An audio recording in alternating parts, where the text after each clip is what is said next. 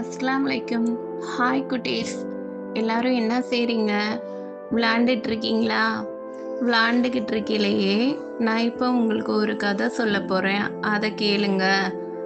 அதாவது நான் எதை பத்தின கதை சொல்ல போறேன்னா, நம்ம அதிகமா யோசிக்கிறோம்ல, யோசிக்கிறத பத்தின கதை தான் நான் இப்போ உங்களுக்கு சொல்ல போறேன்.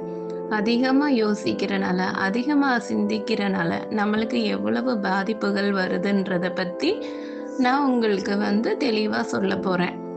ஒரு ஊர்ல ஒரு வியாபாரி இருந்தானா. அவனுக்கு எந்நேரமும் ஒரே சிந்தனை தான்.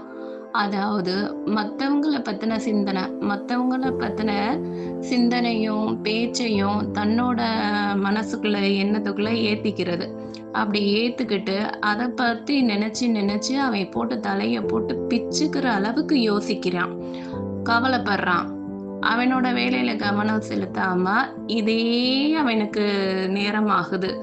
நம்மள பத்தின அவங்க அத பேசுறாங்களோ, நம்மள பத்தி இவங்க இத பேசுவாங்களோ, அப்படின்ற கவலை தான் அவனுக்கு நாளுக்கு நாள் அவன் மனச போட்டு அறுக்குது. இப்படியே யோசிச்சுக்கிட்டே இருக்கனால அவனோட வியாபாரமும் அவனுக்கு நஷ்டம் ஆயிக்கிட்டே இருக்கு.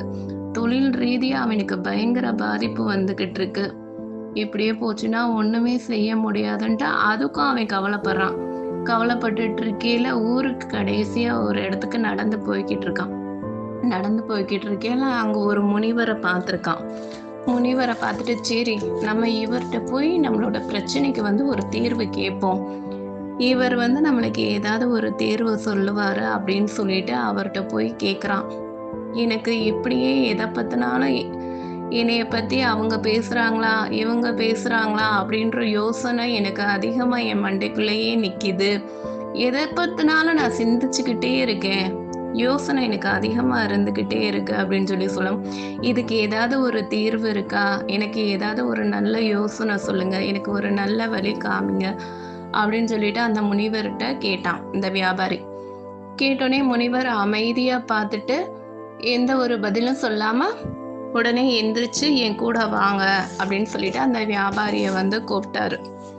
கூப்பிட்டோனையுமே ஒரு ஆறு இருக்கிற பகுதிக்கு கூட்டிட்டு போயிருக்காரு.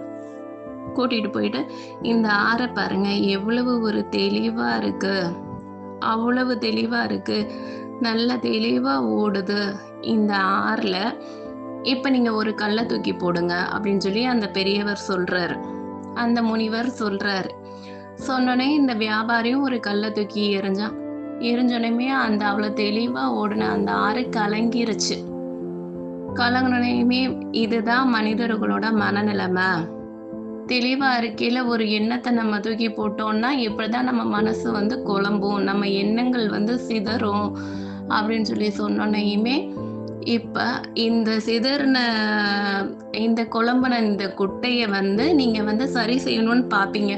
சரி செய்யணும்னா திருப்பி திருப்பி ஏதாவது ஒரு கல்லை எரிஞ்சு அதை சரி செய்வோம்னு நீங்க பாப்பீங்க. அப்படி செய்யக்கூடாது. கொஞ்ச நேரம் அதை அமைதியா அப்படியே விட்டுறணும். இதை விட்டுட்டா அந்த குழம்புனது அதுவே தெளிவடைஞ்சிரும். இந்த மாதிரிதான் மனிதர்களோட மனநிலைமையே அப்படிதான். நம்ம எண்ணங்களை நம்ம அப்படியே விட்டுறணும். இவங்க இதை சொல்லுவாங்களா, அவங்க அதை சொல்லுவாங்க நம்ம நினைக்காம நம்மளோட தேவை என்ன, நம்ம இன்னைக்கு என்ன வேலை பார்க்கணும், நம்ம இன்னைக்கு என்ன தொழில் செய்யணும், நம்மளோட தொழில்ல எவ்வளவு நம்ம லாபம் சம்பாதிக்கணும்ன்ற இந்த ஒரே சிந்தனையோட மனிதன் இருந்தானா அவனுக்கு எந்த ஒரு குழப்பமும் வராது. மனித மனது எண்ணங்களை அலைப்பாய விடக்கூடாது. ஒரு எண்ணத்துக்கு மேல இன்னொரு எண்ணத்தை கொண்டு வரக்கூடாது. எப்பயுமே ஒரே நிலையில இருக்கணும். இதை நீங்க புரிஞ்சுக்கோங்க. இது ஒரு எடுத்துக்காட்டா தான் நான் உங்களுக்கு காமிக்கிறேன்னு சொல்லிட்டு அந்த முனிவர் சொன்னார்.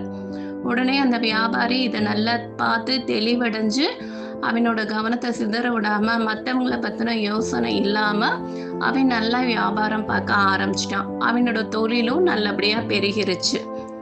புரியுதா குட்டீஸ்? இதுதான் இன்னைக்கு நான் உங்களுக்கு சொல்லியிருக்க கதை.